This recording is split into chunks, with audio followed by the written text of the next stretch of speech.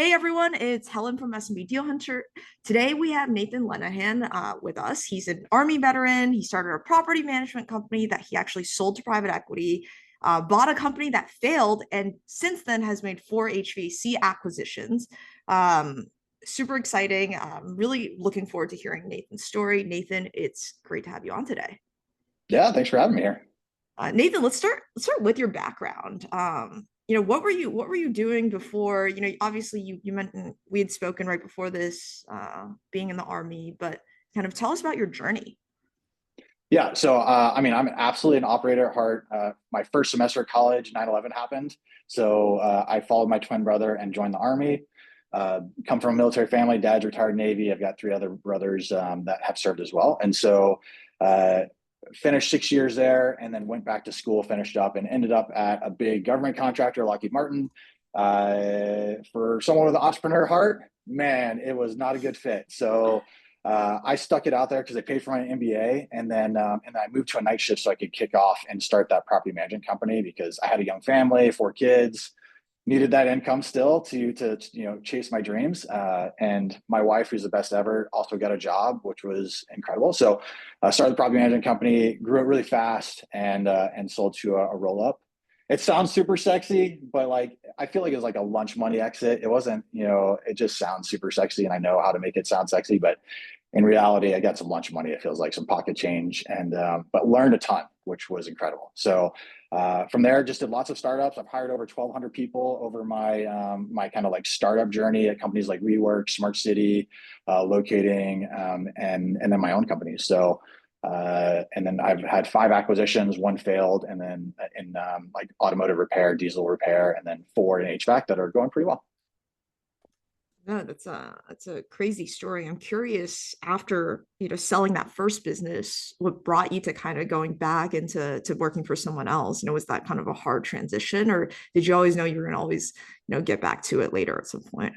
Well, I was fascinated with startups. So like coming out of the Army, very rigid. Lockheed Martin also like very rigid, very focused on like tenure versus not always performance. And so I was fascinated with like Uber and Airbnb and like all these startups that were just crushing at the time. And when I got an offer for the property management company, someone from WeWork reached out like the same day, and I was just so fascinated. Like I love the intersection of real estate, people, and technology. And so I was like, well, I gotta go give this a shot. So I was competing against like a bunch of like people from Uber and these other places. And I was just some goofball who had this little business and a lot of aspiration. And so took over as head of operations from the day they reached out to the day I started was like 7 days. It was crazy. That So we were is still like crazy. closing on the sale of the business, and then I jumped in there. But the opportunity to run it, like they said something at WeWork, it's the easiest place to feel like a CEO.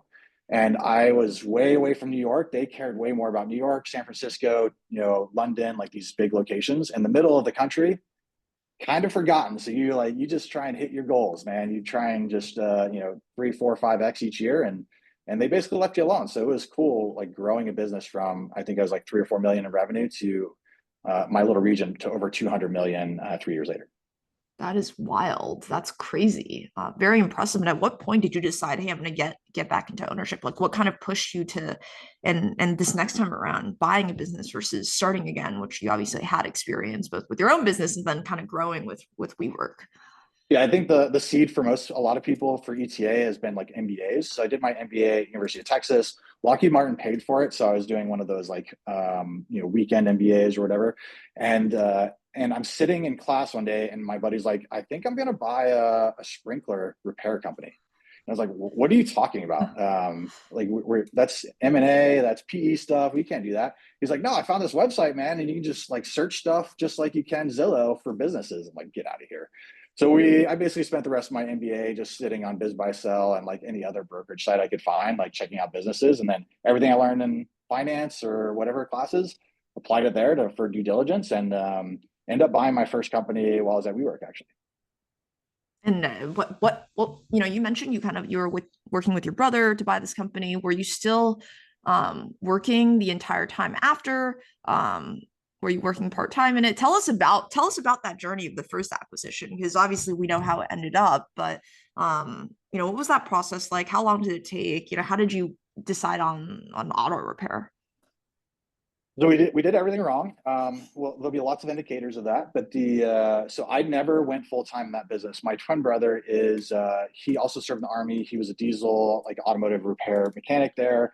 He was in like diesel repair like service leadership for multiple companies. He's really good at what he does there. And so we found this company pretty small and it has a lot of the flags that and like we got enough like a good enough price on it. We're like, okay, I think we'll figure it out. But like customer concentration was a big issue. The location was a little bit of an issue, and then we had lots of problems with the seller who kind of violated basically all the non-competes, did steal employees, tried to steal customers, just not a great human being. And so we did not do SBA loan, so that there are some you should never count on a lender for due diligence, but like there are some protections and some things that come along with that process. And we just funded it with like unsecured line of credit and our own cash, right? It was like $300,000, right? 350, something like that.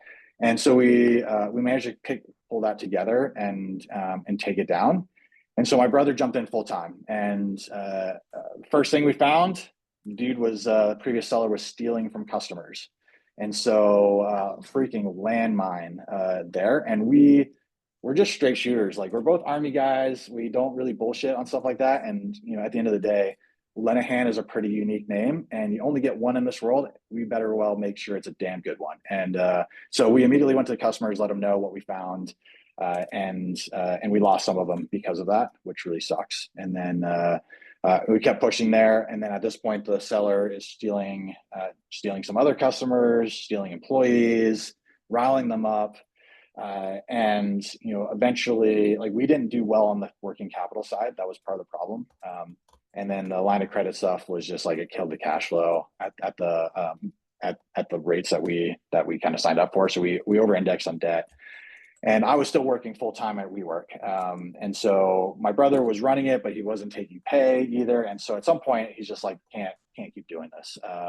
And the last kind of deal was the lease was falsified by the seller. Oh my gosh.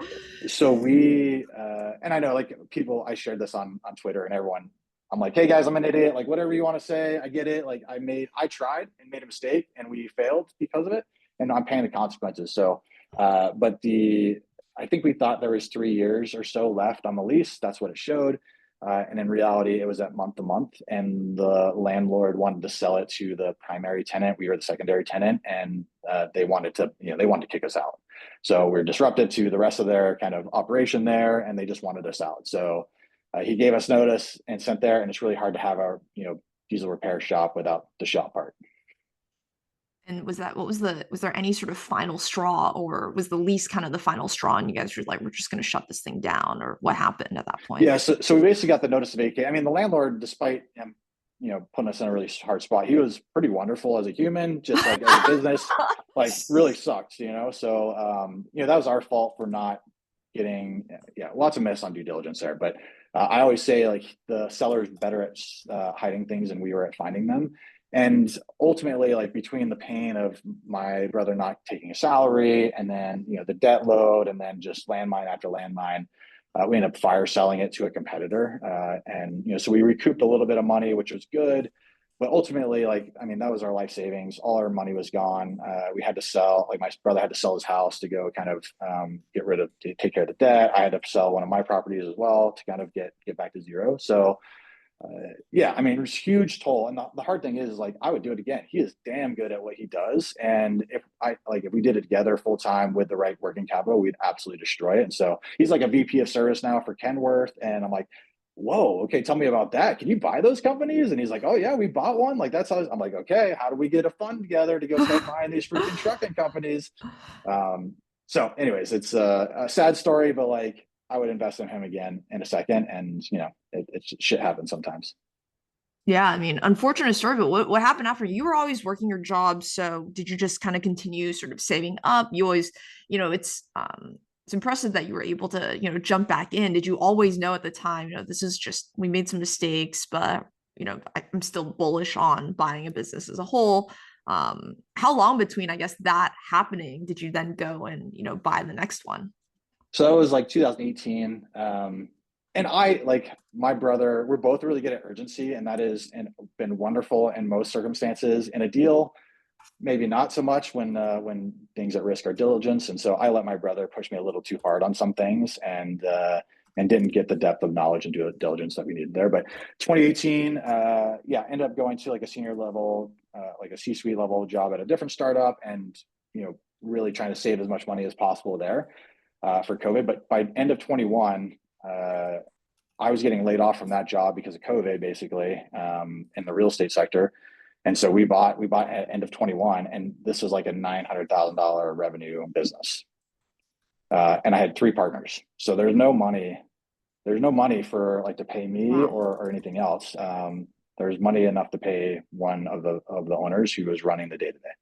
So that's a whole nother pain point. But yeah, that was we knew we were going to do it together, and it's the same guys I built that property management company with. So I've done nothing alone. I love doing it with partners that I trust and believe.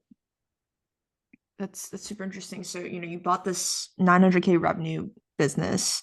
What was your role, since you weren't able to really take a salary, or did you go find another job? And what sort of happened next?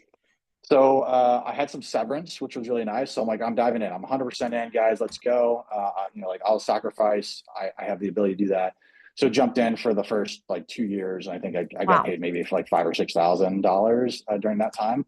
And so we'll talk, I think, a little bit about my recruiting company that I built called Smooth Operators. But that's the genesis of Smooth Operators. Is it's like either go get a job, or I could start something that I think could pay me well, until we get to a place where we're good. So my role was my partner Scott. He was essentially our GM, so he's been the one that runs it and just takes the brain damage every single day. Maybe the best human on the planet, just incredible guy.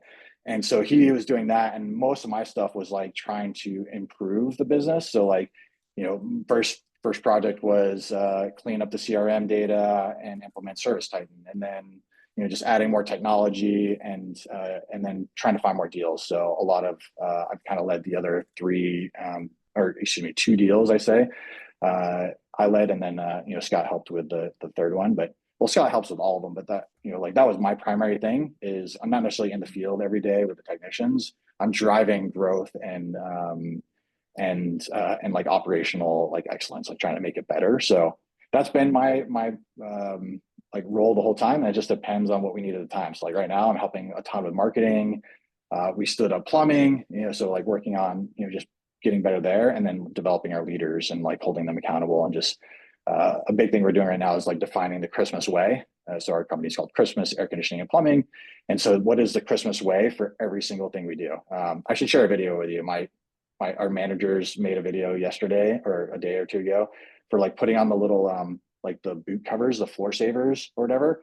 Yeah. And it is the funniest thing I've seen. Like, makes you proud, I think, culture wise. But like it's like a rap video, and they're like blinged out, and they're like rapping to Funny. putting booties on. It's pretty funny. I mean, it's a very memorable name, so Yeah. it's really funny. And how did you guys decide on HVAC? Before with that first deal, obviously with your brother's background, it made sense. With this one, was your partner Scott? Did he come from the industry, or how did you guys sort of decide on this industry?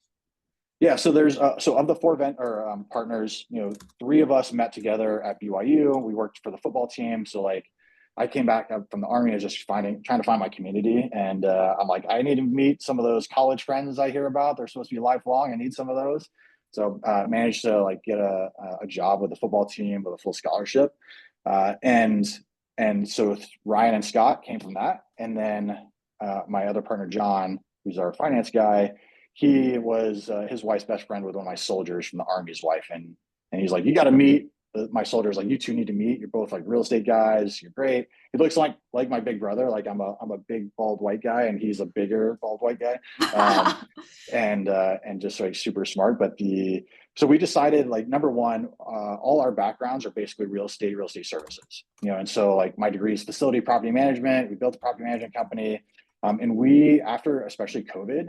And I was at WeWork and Smart City. Those are really nice companies, and they're nice to haves. They're not needs, right? And so we really learned about essential businesses during COVID, I feel like, and that's what I wanted. And then we had some aspirations on the technology side to make the experience better in home services because the two lowest scoring NPS industries in the country with the most complaints for scans and everything else, automotive repair, home services, and construction, right? Like that's the top two. And so I think there's a huge appetite to improve trust and make it better. And so that's why we did that. And then we felt like we could, we could make an impact there, bring some hospitality to it that, most people don't.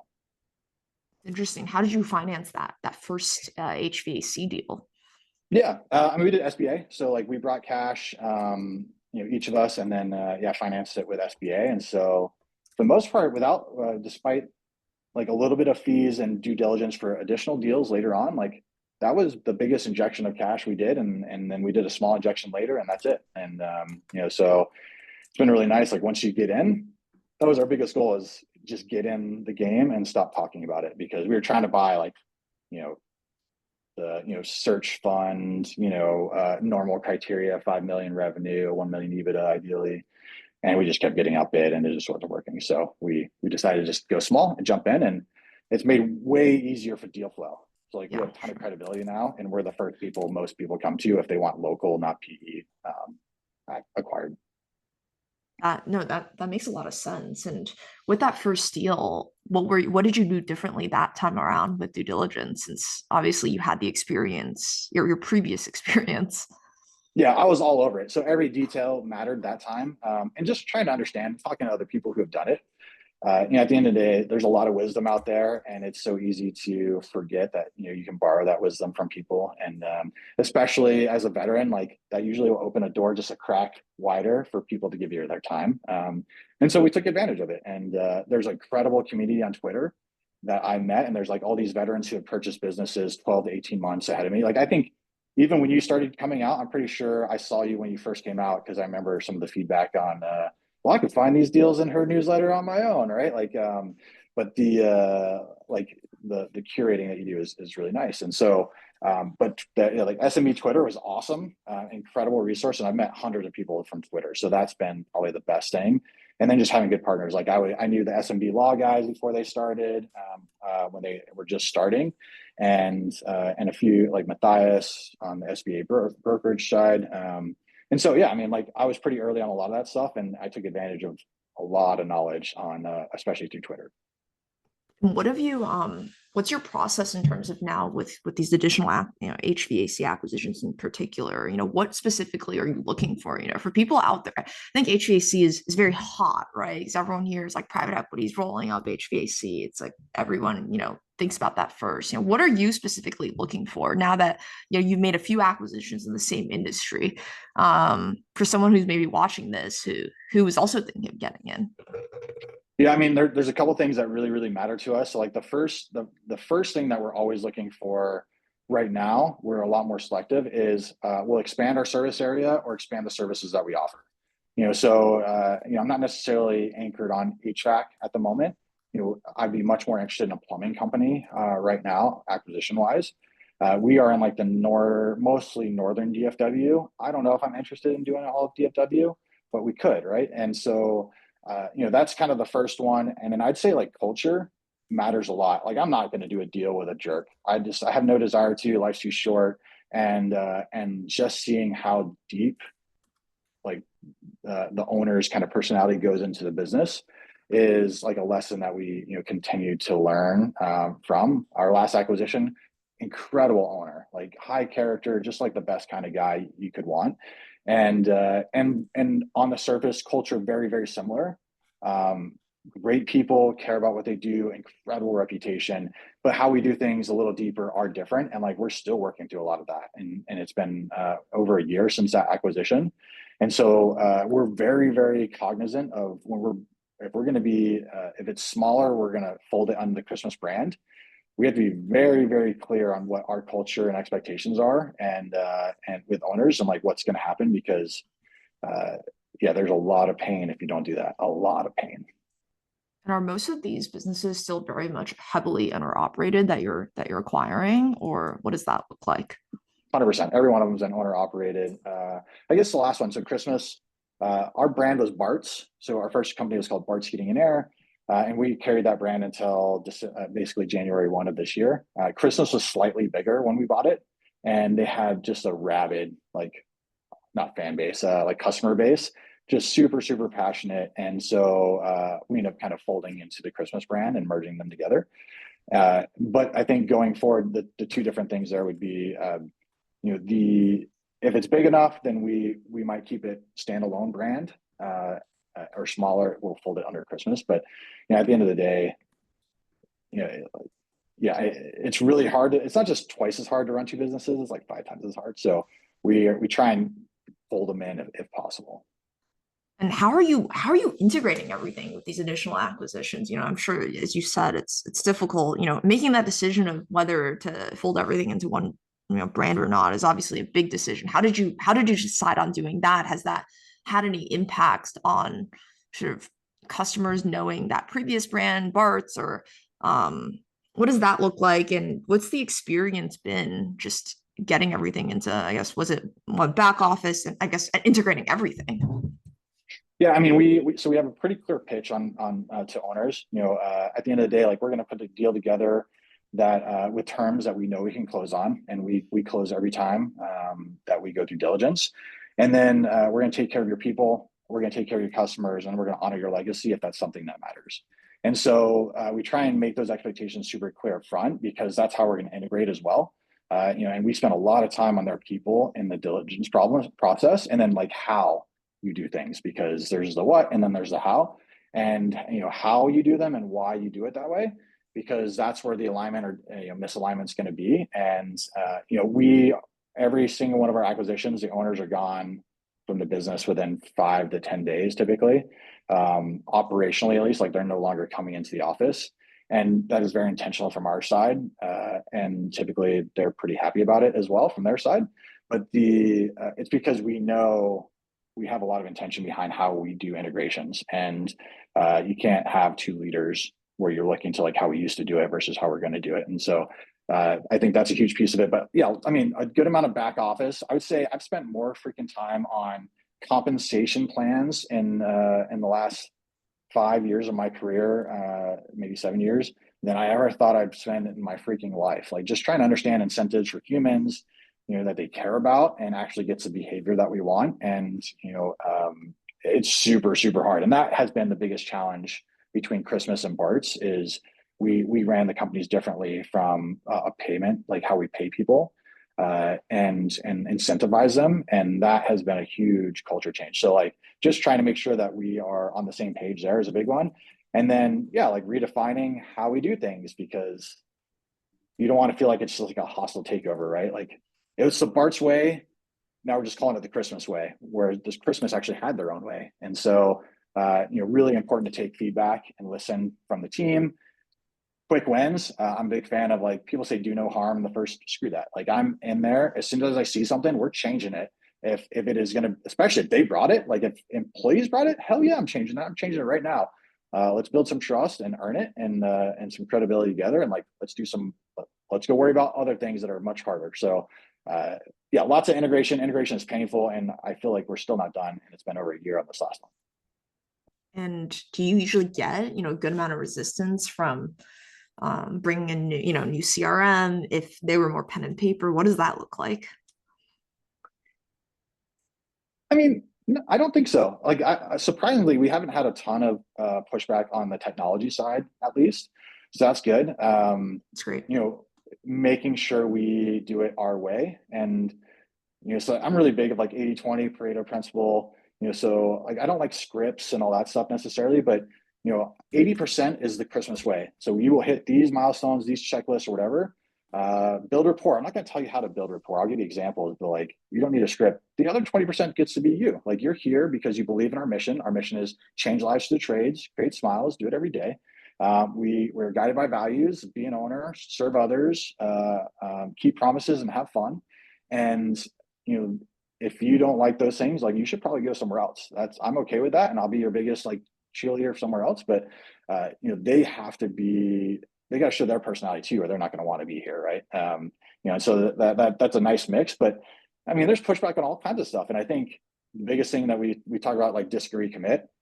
It's like, Helen, if you get to make the decision, I want to hear all the feedback. Let's hear all the feedback. But at the end of the day, it's your call. And as soon as you make the call, we all got to say our piece. Now we're going to commit to your decision, right? And so I'm really big on empowering people to be decision makers so that we can all commit to it. Even if I know it's wrong, it's like, you're a new manager, you want to go this direction, I'm going to let you.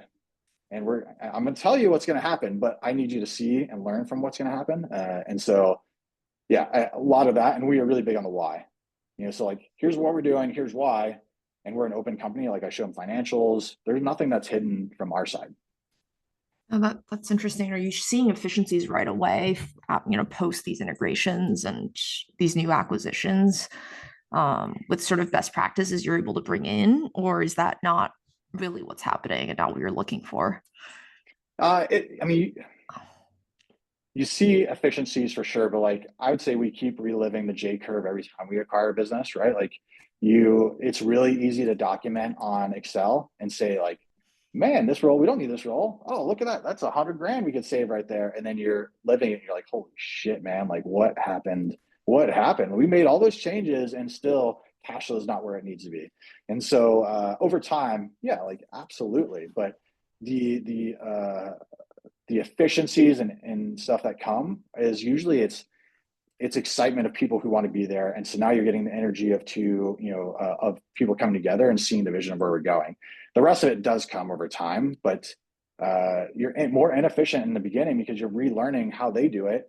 You're trying to mold or like bring together what's the best path forward for both of those processes. We're gonna do a hybrid now, which means everyone's got to relearn that. And so you're absolutely injecting uncertainty and newness and change, whether you want to or not, even if you're listening and trying to be a great leader. No, that makes a lot of sense. And I guess I'm curious, now that you've done a couple acquisitions, how do you balance sort of growing organically versus through acquisitions at this point? Yeah, so we've been about 65% acquisition growth, 35% organic growth. We're right in that 25 to 30% organic growth every year.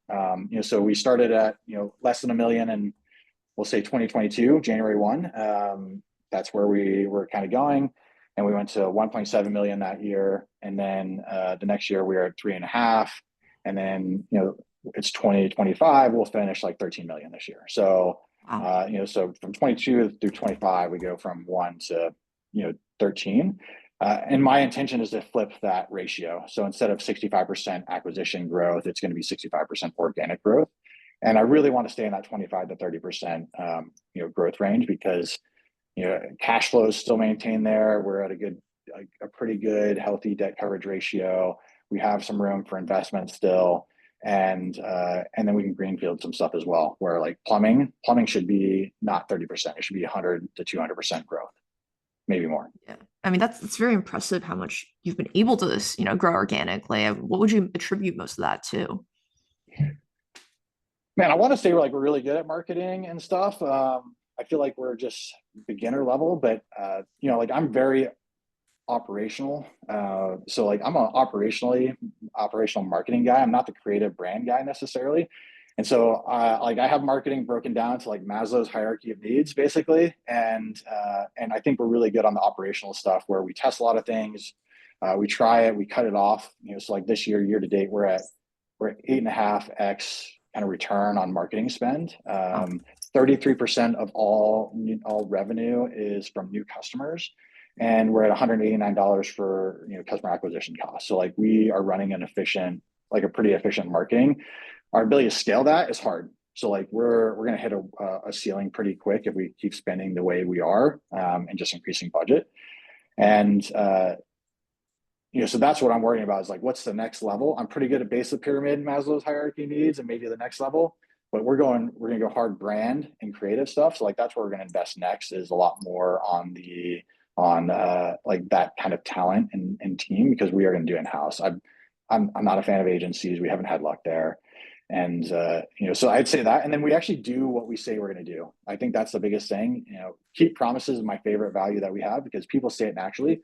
But like it took me a year to learn what to charge, what we are worth. And my whole saying on that now is like, we charge enough to keep our promises. That is like, if shit goes wrong in the worst kind of way, I can do it without hesitation that we are going to make it right. And so, yeah, that's one of my biggest takeaways. And so like marketing's got to, follow suit on that promise, and operations does, and everything else. So uh, yeah, I mean, I think we're decent at marketing, lots of room to grow, but and then experience. Like we've been really big on hospitality and experience. We have like we do a customer of the week. So people on the phones or out in the field, if they see someone whose partner just passed away or sick or just struggling, like we'll send cookies with a handwritten note to say, Wow. hey, thinking of you, or like maybe we'll give you a big discount or something free. For Veterans Day, we're giving away like a hot water heater, $1,000 to a veteran family in need. And so really big on like giving back as well, and just delivering on like the communities that we live in. No, that's fantastic. And let's talk about, you mentioned the technicians and sort of compensation and all of those things. I guess first, with that first acquisition, how did you deal with the license issue? Who is the license holder in the business? That's something I think first time acquirers are always asking. I don't have a HVAC or master plumber license. How do I deal with that? How did you guys navigate that? SBA loan guidelines were a little looser then. So the owner was able to give us a license, I think, for up to a year. We took advantage of that for 6 months. His senior person ended up getting his license, and then we signed up as technicians as well. So after 4 years or so, we'd have be able to get our license as well. So and that person has been he's the only person left from that first acquisition. I mean, there's really only two people from that acquisition. So, but he's still with us. He got promoted. He's now our service manager, which is incredible. Both our first acquisition are really small, less than $1 million ish, and they're both the guys are named Jordan, and they both got promoted. One's our install manager, one's our service manager, and they're both awesome. They just like show up every freaking day with a good attitude, and no matter how shitty of like a phone call or huddle we do in the morning, one of the Jordans, he always says, "Don't forget to have fun," and he says it a little sarcastically, but a little fun every day. So.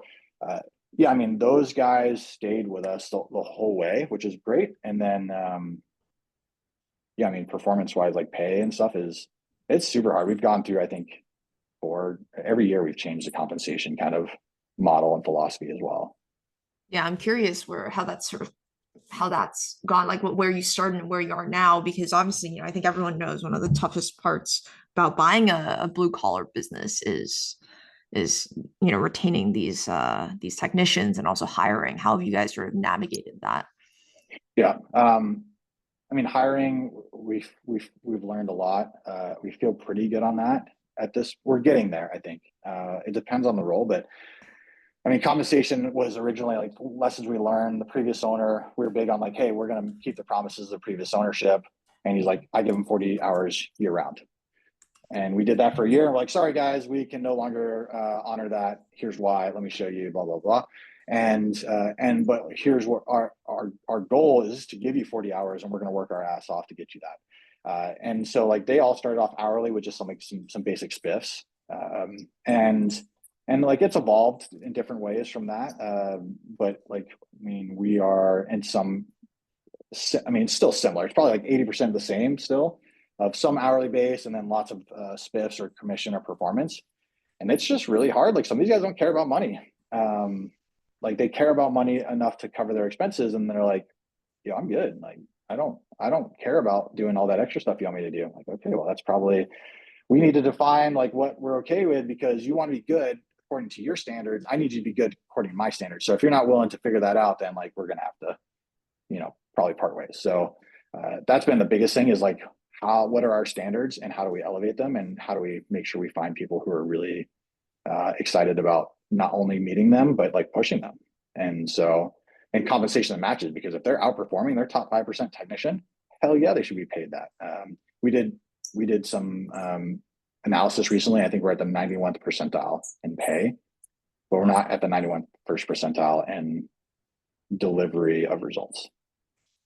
Interesting. And you mentioned that you've gotten pretty good at hiring. What have you sort of learned? What's your guys' process like now? Yeah, I mean, it's going deep. The biggest indicator we have now is like if people know their numbers and are confident in them, that is the biggest green flag we can find on a technician, because most of these guys are fix-it guys. And it's not about fix it is wrong. It's about there's not a call I hate more than we were just at someone's house. We gave them the Band-Aid fix. And then 3 months from now, it goes out again and we have to do a much, much bigger repair, or we have to replace the system now. And they're pissed because they're like, why didn't someone tell me that this was a risk? Why didn't we get options in? And it's like, we failed to educate and be the expert in the home. Like, stop spending. So many technicians feel like they spend with their own wallet, right? They're like, oh, I would just spend the $600. They shouldn't, $6,000 is crazy. That's crazy. Like, I look at the car in their driveway, they don't have it. And that is absolutely the wrong mentality. The mentality is like, I am the expert here. Here's how I would think about that. What is most important to you as a customer? And I can think of me as a customer. I'm like, I want peace of mind. I don't want to see you again. That's my thing. Unless you're scheduled maintenance, which is great, I don't want to see you again. And so, how do we create that mentality, but not pushy sales? I'm not trying to sell stuff we don't need, but like, people are just different, and you have to put the options and educate and just be the expert in the home. That's super interesting. And I would say, what's your sort of success rate with hiring now? How long have your, average employees been with you guys for at this point? It's not to kind of like sidestep the question. It's so hard when a lot of the guys are from acquisition, right? Like, so how we retain people from acquisitions, we've been pretty good at that. New hires, they do turnover. You learn a lot over the first 90 days. If they make it past 90 days, I would say we have a very high success rate. And that has been, I'd say the last 6 to 8 months is really trying to screen and learn the numbers piece. Because if people can talk about like any of their numbers in confidence, whether it's revenue or like how they generate leads for replacements, or recall rates, it's just knowing, and it is the detail orientation behind that that's super important. And because you can find a lot more fix it guys, the guys that are incredibly technical and knowledgeable, and they come in like the hero and just fix it and your AC's running again. You just don't know how long it's going to be running again. So I think that's been the biggest indicator is like, could you take a screenshot of your revenue over the last year? Would you be willing to share that? Could you prove it? And then like just diving deeper in person on a lot of things. And then really big on the first week or two, we do ride-alongs with multiple team members, and we get feedback on from those team members on culture and like, are they willing to do and be coached and all that stuff. No, that's interesting. How's your team structure now? You've made multiple acquisitions, you folded them into the Christmas brand. So what does the org chart look like now? Yeah, so we got so me and Scott are kind of running it, we'll say, together. I run the plumbing side right now and marketing and call center, and then he's got like field operations essentially. And so, under field operations, he's got install manager for HVAC. He's got a 2 service managers on the HVAC side. He's got a warehouse team manager. And so we have department managers and heads for everything, which is really nice. There's no like additional middle management or directors or senior managers, anything like that yet. And probably won't be for a while. And then for plumbing, my side, I've got a master plumber. He's kind of like the plumbing manager, but also in the field at the time until we get a little bit bigger. And then I've got the call center manager. We've got a kind of inside sales manager. And so, yeah, it's really, it is way more pleasant these days doing this business versus like a year ago or 2 years ago, where there's no one to point to. Right. If you need help with something or escalate, it's just us. It sounds like a much better place to be. And I'm curious, you mentioned, with the first acquisition, given you have multiple partners, you weren't taking a salary or anything like that. What does that look like now? Are you guys all taking a salary from the business? Do you guys all have, other businesses you're running or side hustles or other ways to kind of make an income? What does that look like? Yeah, so there's 3 of us live here in DFW, and we are in the business, and we all get salaries. So as of this year, that is official. That has not really been the case previously. We might try like a month or 2 and get paid. And then the 4th guy, plan is for him to come in next year and get paid full time. He's marketing. He lives in Utah for family reasons, and because we couldn't, support him financially at that time, like he had to go where the job was and be closer to kind of like family and medical team and stuff. But he'll be back in the business hopefully here sometime in the near future, which would be incredible. And so, yeah, so it's nice. I mean, we're nowhere near market necessarily salaries, but it's enough to cover bills, which is wonderful. And then side hustles, I am really the only one with like another business that I own at this time. Besides real estate, we have real estate portfolios, all of us. So that is kind of yeah. I'm the only one with a different business at the moment, and focus on trying to get this to 25 million here in the next year or two. Yeah. Wow. Tell us about, smooth operators. We kind of brought it up earlier, your other business that you started to generate income while you were getting the HVAC business off the ground. Tell us about maybe the genesis of that, or we kind of know a little bit the genesis of it, but how that's been going, what you guys do there, and how you're kind of managing your time, running these two businesses at the same time, and where your focus lies. Yeah. Okay. So smooth operators. The genesis of that was we hired a leader at our company, and was kind of helping run day to day, and like took a lot of pain off our shoulders. And so I shared that on Twitter, and lots of people DM and reach out with, "Hey, how'd you do this? What'd you pay? Like, how'd you find this person? All this stuff." And so from my perspective, I'm like, this is interesting, and I need to either go get a job right now. I got to find another way to pay. Like, maybe I should do this. And my whole career has always been kind of connecting people with opportunities. Like, it's something I really enjoy doing, especially for veterans. And so I jumped on Twitter and literally just said, "Who wants to be an operator and who wants to hire operators?" And I ended up with 52 sales meetings from that. I think from that point, I don't know, like 19 days later, I already had my first placement done and got a check for like 20 grand. I'm like, there's no way it's this easy. There's no freaking way it's this easy. From my perspective, I'd hired personally over 1,200 people over the last 7 years of my career before that. So like, I've seen a lot, right? And then when I got out of the Army, the best job I could get was $11 an hour, and I had a family. And so I just wanted to create a better path for veterans to land in small businesses and lead them, especially in like gritty industries like, home services and skilled trades, facility management, manufacturing, etc. And so that's been it. I think we're around, I have to go back and check, I think like 55 to 60 placements we've done so far over the last, a little over 18 months. And it's going great. I hired a recruiter that helps me, and so I do mostly the biz dev side, and honestly, it's like 3 to 4 hours a week right now. And so it is the first time a business has worked out like I thought, or you always hear in lean startup or whatever else of, hey, like, don't worry about the freaking name. Don't worry about a website. Go out and sell and then fulfill. And so I went out and sold, fulfilled, and I didn't have a website for like 11 months or something of my first thing. And I mean, we did like over 350,000 our first year, no marketing or anything like that, and profit margins were like 70%. Yeah, So incredible. and we're on pace to probably about just under double this year. And tell us what's the model there? If I acquire a company, I don't know, place an operator, I come to you. Are you charging a placement fee? Is it upfront? Like what does that look like? And what are the roles that you've had the most success with, or maybe that you just see the most demand with?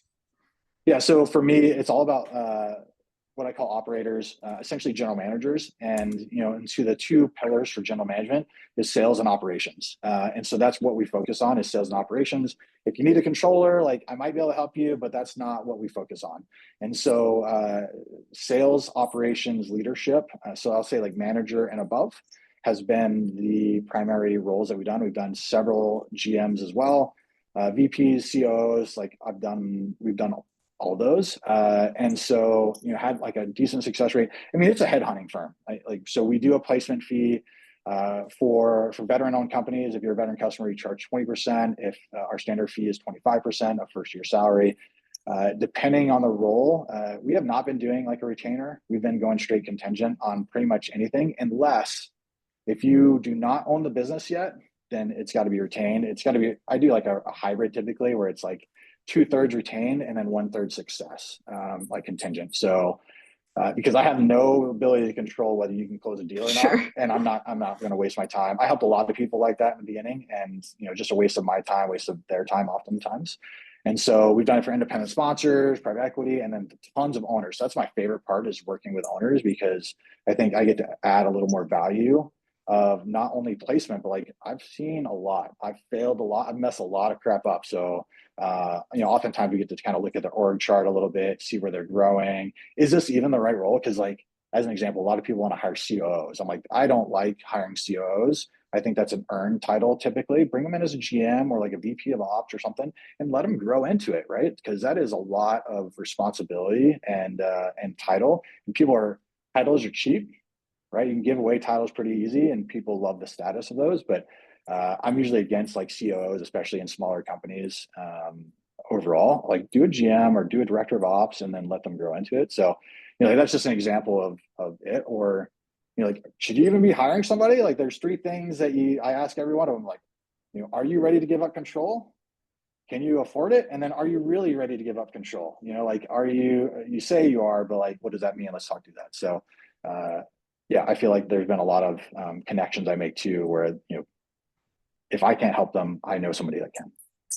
No, it's a really interesting seat you're in right now. I mean, have you had a lot of success, or what's your perspective on, maybe searchers or even independent sponsors, but mostly searchers, I guess, not wanting to operate, wanting to bring in a GM early on, or even during the search? Are you seeing that much, where people are like, hey, I'm going to bring in someone while I'm in diligence, which is what you're saying, you haven't had a ton of success with, but. Yeah. So if people have a track record, then I believe them a lot more. So like the independent sponsors, totally makes sense. I'm in contact with a lot of them and we talk, hand in hand of like, is this the right time? Okay, I could start passive searching. I'll just keep an eye out for anyone that I come across. And like, we talk to a lot of talent every week, always trying to add like talent to our network. And so a lot of passive, but like that's the most fun thing that people like to talk about. And then it almost never comes to fruition unless they have like a real track record. So I don't know if I've done, no, actually I can think of two that were looking for that kind of operator or whatever, and they actually followed through, that were not independent sponsors. And they're still smaller companies where it's really more like a ops manager kind of person. Yeah. But and then I completely disagree with not getting into business. You have no idea what you don't know, and so you need to go in deep. Otherwise, they will steal from you. I mean, someone's going to steal from you at some point, anyways. It's like a SMB freaking bingo. Someone's going to steal from you. Someone's going to cuss you out, right? Like there's going to be an accident. Somebody's going to get hurt. Someone's going to, do workers' comp. Like SMB bingo is painful, but like you will get stolen from easier and faster and at a bigger amount if you don't get in the business and actually understand it. No, that makes a lot of sense. What industries are you guys, seeing the most demand for operators in at this point? Yeah, I mean, our bread and butter has been, I'd say, the skilled trades, whether it's B2B or B2C. So like home services, obviously, like I know it really well and have a great feel for that. But also like we got partnered up with a great B2B mechanical platform. And so we helped with a lot of GMs and leadership there as well. And honestly, like the most common question we've gotten is, we have success other places, like, hey, can you do technicians? Can you do plumbers for us? And so if you're a really special, client, we have helped some people do those as well, but that's really not where we focus. It's really on the GM side. And then, and while we don't exclusively do veterans, 65% of our placements have been veterans. That's incredible. And how are you allocating your time right now to smooth operators versus Christmas? Yeah, I mean, smooth operators is literally 100x easier than Christmas. So, I can do that one anywhere. My recruiter and partner, Brad, he's in Austin. He is incredible at what he does. And so, it's all about relationships. Like it's fun. I get to just talk to business owners similar to like how you're doing here and just learn about their problems and share stuff with them. And if I can be helpful formally, great. If not, great. Like, so it's really not it's not a high level of effort that's different than who I am as like a person. And so I'd say like real work, 3 to 4 hours a week on the smooth operator side, unless it's like a really like kicking off a bunch of searches for a new customer or something, I'll anchor a little bit more that week. But yeah, I mean, so much so like January through April this year, I took my whole family, we traveled around the world for 3 months. I love that. Yeah. Good for you. yeah, trying to make memories. They're older, and so just trying to get what we can, but a lot of flexibility, and we have incredible team members at Christmas too. So like, it's not going to burn down. I'm not that special, right? Like, it's not going to burn down if I'm not there. And Scott does an incredible job. So, like at the end of the day, I work, 40 to 50 hours a week, maybe a little bit more if I want to, on the stuff that I want to, but I'd say I get to dictate what I do for the most part, which is really nice. That's mostly what I'm looking for. That's great. And look, final question for me. I want to be sensitive of time, Nathan. What are you most excited about in the next, year or 2 years? Yeah, I mean, I am really excited about, I think, just seeing the proliferation of technology and AI into home services. And so, like I said earlier, I'm really big on trust, like building trust, doing what we say we're going to do, as humans, as a company, as an industry. And I think there's going to become a lot more transparency in home services, much like the buying process is going to be a lot more like buying cars. Like, you can buy cars online. Carvana lets you do that whole process. But for like before, like, to get pricing, you had to go to a lot, and now you could go and see it on cars.com or whatever. And then that's turned into Carvana overall. And I think that's going to be a similar process where some of these services are going to be probably, unfortunately, commoditized a little bit more, but it is going to be at the in favor of greater trust and transparency to the consumer and to businesses. And so I think there's going to be we really want to push forward like that, like pricing transparency. So we're working on a like technology. It's basically a marketplace where you can just shop for any fixed standardized scope thing. So like an AC system, it's super easy to get the pricing right on that 98% of the time, even if I don't go to your house. And so same thing with water heater, same thing with roofing, same thing with flooring, painting. Like, there's a lot. So I think that's going to be one of the big ones. I'm really excited to see kind of where it goes. Oh, it's very exciting. Yeah, that would be, I mean, I can, it's funny because I was just shopping for a new HVAC system and I was like, oh man, is it going to be $5,000 or $50,000? No idea. You should be able to shop just like Amazon. You should be able to go Exactly. say, like, honestly, you should need to go take a picture. You should have your home portal with all your data from your home. Like, just have someone come out for 2 hours, take all your home data down, and do your floor plan, 3D rendering, exterior. Now you have all the dimensions, all the data you need, and you should literally just be able to say, I want to shop for my upstairs system, and then say, oh, you know what? I've heard really good things about American Standard, Platinum Series, or Gold, whatever, right? And then, so you picked what you want, and it should just be like any other thing. Now I'm picking who I want to deliver it. And you can't, like, if you want to say, I want a veteran-owned company, I want a woman-owned company to install this, like, the pricing is going to be pretty similar. But you can't shop like that, and it should be an Amazon-esque experience. And so, like, we're gonna try and go pilot that here before next summer. And I got a bunch of friends here in DFW that I'm working with, the starter for HVAC and plumbing, and then like pest control, same thing. Like, they have this whole sales model where there's no pricing transparency. Yet it's the most simple pricing like your pricing calculator for pest control is super simple. It's literally a formula. If it's a formula, it means it's standardized scope, which means you could price it online. And so that's our big thing.